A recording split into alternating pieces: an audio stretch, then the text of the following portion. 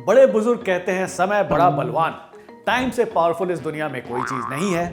Time अच्छा हो तो कंट्रोवर्शियल सीरीज बॉयकॉट और ट्रोलिंग के बाद भी हिट हो सकती है। आपने सीरीज देखी है? हाँ देखिए।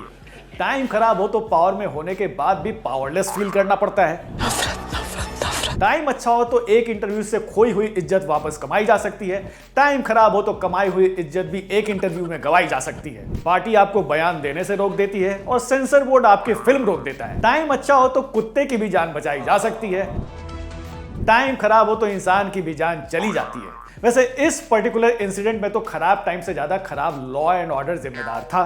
चलिए हम टाइम खराब किए बिना इस टाइम का फायदा उठाते हैं और शुरू करते हैं इस वीक का द सैटरडे शो।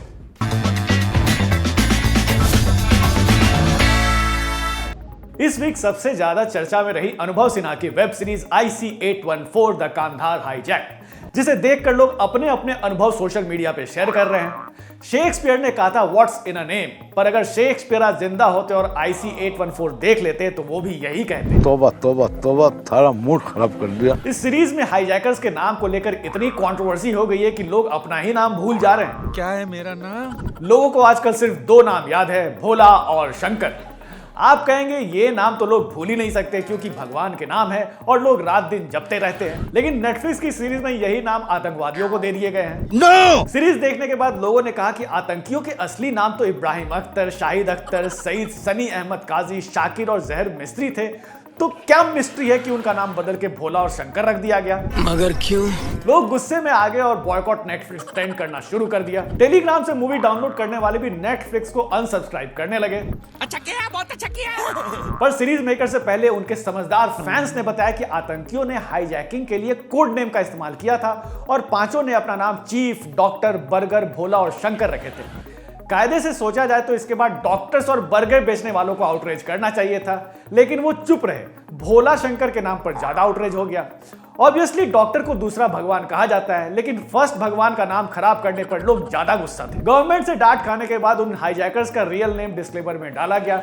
नेटफ्लिक्स ने बताया कि वो शो को ऑथेंटिक रखने की कोशिश कर रहे थे। अच्छा, हमको सिखा रिया है। तो लोग पूछ रहे हैं कि अगर शो को इतना ही ऑथेंटिक रखना था तो तब के foreign affairs minister Jaswant Singh का नाम बदल के विजय भान सिंह क्यों कर दिया गया? ऐसे ही कई कैरेक्टर्स के नाम बदल दिए गए, लेकिन आतंकियों के नाम नहीं बदले गए क्योंकि शो को ऑथेंटिक रखना था। वाह! और तो और पाकिस्तान और वहां की खुफिया एजेंसी ISI के रोल को भी कैंची से काट के छोटा कर दिया गया। ये कैसा ऑथेंटिक शो है? इससे ज्यादा ऑथेंटिक तो वेज बिरयानी होती है। जब प्रेस कॉन्फ्रेंस में एक जर्नलिस्ट ने अनुभव सिन्हा से सीरीज को लेकर सवाल किया तो उनकी कैसेट एक ही जगह फंस गई। ये देखिए उन्होंने क्या कहा। सीरीज देखी है? मैं बात नहीं कर सकता आपसे, आपने सीरीज ही नहीं देखी है। आई एग्री, जर्नलिस्ट को अपना होमवर्क करके जाना था, लेकिन अजीब बात यह थी कि क्रिएटर्स ने प्रेस कॉन्फ्रेंस में बहुत प्रेस करने पर भी किसी सवाल का जवाब नहीं दिया। क्यों नहीं बोल रहे हो? कुछ तो बोलो। नाम के चक्कर में हुई इस कंट्रोवर्सी से नेटफ्लिक्स को कोई नुकसान नहीं हुआ बल्कि काफी फायदा हुआ। अब तो series world wide top trend कर रही है। कई लोग तो सिर्फ इसलिए सीरीज देख रहे हैं कि उसे देखकर आके ट्विटर पे नेटफ्लिक्स को गाली दे सके। कई बार तो लगता है कि अनुभव सिन्हा के हाथ में सीरीज हिट कराने का फॉर्मूला लग गया है। उन्होंने जानबूझकर सीरीज को कंट्रोवर्शियल बनाया। हम तो यही कहेंगे कि अनुभव जी थोड़ा अनुभव कंगना रनौत से भी बांट लीजिए। उस बेचारे की पिछली फिल्में चली नहीं और अगली फिल्म रिलीज नहीं हो पा रही। लाइफ खराब हो गया है। मूविंग ऑन, दूसरा बड़ा ब्लंडर हरियाणा के फरीदाबाद में हुआ। यहाँ 12वीं क्लास के स्टूडेंट आर्यन मिश्रा को गौ रक्षकों ने काउ स्मगलर समझकर गोली मार दी। So sad. आर्यन की मौत के बाद लोगों का गुस्सा फूट पड़ा और सोशल मीडिया पे आउटरीच शुरू हो गया। आर्यन के पिता ने क्या कहा वो सुनिए। और गौ कसकर समझ के इनको अधिकार मिला हुआ है कि गोली मार दें हमको। ये अधिकार गवर्नमेंट दी है, मोदी सरकार ने दी है, तो क्यों दी है? कुमार विश्वास सहित कई फेमस लोगों ने इस मामले पर ट्विटर पे पोस्ट किया। लोगों ने उनके डबल स्टैंडर्ड पर सवाल उठाया और कहा कि जब गौ तस्करी के शक पे मुस्लिमों की लिंचिंग हो रही थी तब एक्शन की डिमांड करनी चाहिए थी। हिपोक्रेसी की भी सीमा होती है। इस ब्लंडर के बाद फरीदाबाद पुलिस ने 5 लोगों को अरेस्ट किया है, लेकिन अजीब बात यह है कि अभी तक सरकार या किसी बड़े ऑफिसर की तरफ से सो कॉल्ड गौ रक्षकों के इस क्राइम को कंडेम नहीं किया गया है। लोग कह रहे हैं कि इन गौ रक्षकों के पास सरकार और कोर्ट से ज्यादा ताकत है। वैसे इंसान के अंदर का जानवर जाग जाए तो वो किसी भी इंसान की जान ले सकता है, लेकिन अगर इंसानियत जाग जाए तो वो जानवरों की भी जान बचा सकता है। यस, अगली खबर कुछ ऐसी ही है। गुजरात के वडोदरा इलाके में इस वीक भारी बाढ़ आई जिसकी वजह से इंसानों की ही नहीं जानवरों की जान भी मुश्किल में फंस गई। क्या बात कर रहे हैं? वैसे तो कुत्ता इंसान का सबसे अच्छा दोस्त होता है, लेकिन यहाँ इंसानों ने कुत्ते से अच्छी दोस्ती निभाई। एक कुत्ता बाढ़ में फंस गया जिसे निकालने के लिए लोग एकजुट हो गए और उसे खाट पर बिठाकर सेफली बाहर ले आए।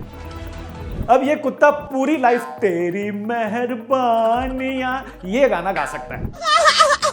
फ्लड का फायदा उठाते हुए कई मगरमच्छ भी नदी से निकलकर सड़कों और घरों में आ गए। ऐसे ही एक मगरमच्छ की जान बचाने के लिए 2 लड़के उसे बाइक पे बिठा के फॉरेस्ट डिपार्टमेंट के ऑफिस तक छोड़ने गए। ये तो अच्छा हुआ कि रास्ते में इन्हें ट्रैफिक पुलिस वाले ने नहीं रोका, नहीं तो इन लोगों पे ट्रिपलिंग करने और हेलमेट ना लगाने का चालान हो सकता था। मस्त जोक मारा। मूविंग ऑन, चलते हैं अपने अगले सेगमेंट की तरफ जिसका नाम है बात का पतंगड़। तो इस week leader of opposition Rahul Gandhi की कई बातों का बतंगड़ बना जिससे लोगों को काफी मजा आया। राहुल गांधी रेलवे में ट्रैक मैन का काम करने वाले लोगों से मिले और उनकी प्रॉब्लम्स का वीडियो शूट कराया, लेकिन बातचीत के बीच में वो कास्ट का मुद्दा उठा के ले आए। मुझे लग रहा है, मैं देख रहा हूँ रेलवे को, मुझे लग रहा है कि जात का सिस्टम बना रखा है पूरा सा। ये सबसे ऊपर राजा महाराजा है और फिर आस्ते आस्ते आस्ते अलग अलग जातें बना रखी हैं। वाह, इसे कहते हैं एक तीर से 2 शिकार। एक तो रेलवे वालों की समस्या भी सुन ली और अपने कास्ट सेंसस वाले मुद्दे को भी हल्के से छू कर निकल गए। वाह रे वाह, मजा आ गया, मजा आ गया, मजा आ गया, क्या बात बोली। एक साथ जितने मुद्दे पर राहुल गांधी जी का फोकस है उन्हें पॉलिटिक्स छोड़कर यूपीएससी की तैयारी करनी। अलावा राहुल गांधी ने नेपोटिज्म पर भी निशाना साधा, बट कांग्रेस लीडर नेपोटिज्म पर बात करे ये अपने आप में कितनी बात फनी है। उन्होंने जो कहा वो खुद सुनिए। अमित शाह के जो बेटे हैं, कभी क्रिकेट बैट नहीं उठाया, वो क्रिकेट के इंचार्ज बन गए। उनकी इस बात का बतंगड़ बन गया और लोग सवाल पूछने लगे कि कांग्रेस से राज्यसभा सांसद राजीव शुक्ला ने कितने वनडे या T20 मैचेस खेले हैं जो इतने साल से बीसीसीआई में बने ही हुए हैं। वैसे राहुल गांधी को इन सवालों से कोई फर्क नहीं पड़ता और वो वही कहते हैं जो उनका मन कहता है, क्योंकि जिस व्यक्ति को आप देख रहे हो वो राहुल गांधी नहीं है। मूविंग ऑन, अपने देश से बहुत दूर नॉर्थ कोरिया में वहां के डिक्टेटर किम जोंग ने कुछ ऐसा कर दिया कि पूरी दुनिया में हल्ला मच गया। उसने अपने 30 ऑफिसर्स को फांसी पर लटका दिया क्योंकि वो बाढ़ और लैंडस्लाइड नहीं रोक पाए। बड़े खतरनाक लोग हैं। अब एक तरफ तो लोग इसे डिक्टेटर का पागलपन बता रहे हैं, वहीं दूसरी तरफ लोग कह रहे हैं कि करप्ट अफसरों के साथ हर देश में यही सजा होनी चाहिए। ये तो डिक्टेटर नहीं डॉक्टर है जो करप्शन का अच्छा इलाज करता है। थैंक गॉड कि हमारे देश में ऐसा पागलपन नहीं है, वरना पूरे देश के गवर्नमेंट ऑफिसेज का सीन वही होता जो कंगना रनौत कह रही थी। वहां पे लाशें लटकी थी। जस्टिस से याद है कि सुप्रीम कोर्ट में 2 जस्टिस की बेंच ने कहा देश में बुलडोजर से जस्टिस करने का हक किसी को नहीं है। सुप्रीम कोर्ट ने देश में बढ़ते बुलडोजर जस्टिस सिस्टम पर नाराजगी जताई और कहा कि वो इसके लिए जल्द ही नई पॉलिसी लाएंगे जो पूरे देश में मानी जाएगी। क्यों हिला डाला ना। इस जजमेंट में बस एक ही प्रॉब्लम थी कि ये जजमेंट हिंदी फिल्मों की पुलिस की तरह काफी देर से आई। सैकड़ों लोगों के घर पहले ही बुलडोज किए जा चुके हैं। नाम बदलने में एक्सपर्ट यूपी में तो सीएम का ही नाम बदलकर बुलडोजर बाबा रख दिया गया है। वो तो आने वाले इलेक्शन में अपना चुनाव निशान बदलकर बुलडोजर ही रखने वाले थे, लेकिन उससे पहले सुप्रीम कोर्ट का जजमेंट आ गया।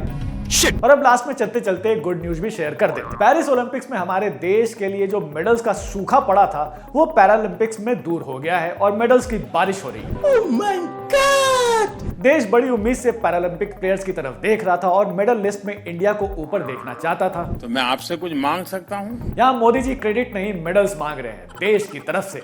जोक्स अपार्ट, हमारे प्लेयर्स ने इस बार पैरालंपिक्स में टोटल 25 मेडल्स जीते हैं, जिनमें से 5 गोल्ड, 8 सिल्वर और 12 ब्रॉन्ज मेडल्स हैं। इनके फाइटिंग स्पिरिट्स को देख के यही कहा जा सकता है कि नथिंग इज इम्पॉसिबल। चलिए इसी हैप्पी नोट पे कंक्लूड करते हैं इस वीक का the Saturday show. Well that's all for night with that is video. Send it with friends and family. Do not forget to subscribe to our channel India Today and Aaj तक।